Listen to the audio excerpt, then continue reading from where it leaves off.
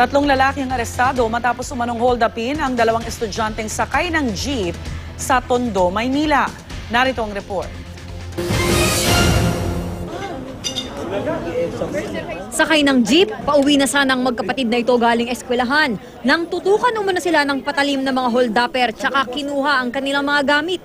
Dahil minor de edad ang isa sa mga biktima, hindi na namin sila papangalanan at ipakikita. Ayon sa isa sa mga biktima, silang dalawa lang ang sakay ng naturang jeep na bumabagtas noon sa Tondo, Maynila. Laking gulat daw nila nang bigla na lang sumampa ang dalawang lalaki at naglabas ng balisong.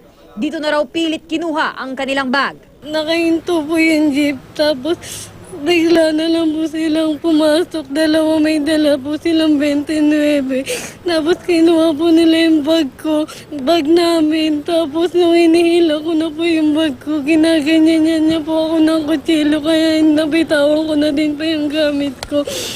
Natakay ng mga hold-upper ang 8,000 pisong pambayad sana ng bahay. Perang nagkakahalagang 650 pesos, isang tablet at cellphone. Matapos ang insidente, agad nagsumbong ang dalawa sa malapit na police station. Sa tulong na rin ng mga tauhan ng barangay, nakilala ang mga suspect na sina Arnold De La Rosa, Ernesto Inocida at Alex Villanueva, kapwa nakatira sa isang gusali sa Arten, Tondo. Nang puntahan ng mga otoridad ang pinagtataguan ng mga suspect alas 7 kagabi, agad na aresto ang tatlo. Positibo namang kinilala ng biktima ang mga suspect.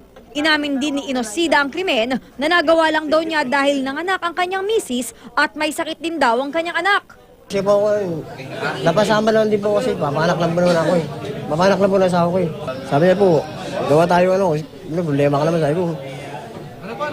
Di baka di makaraos yung anak ko sa ano eh.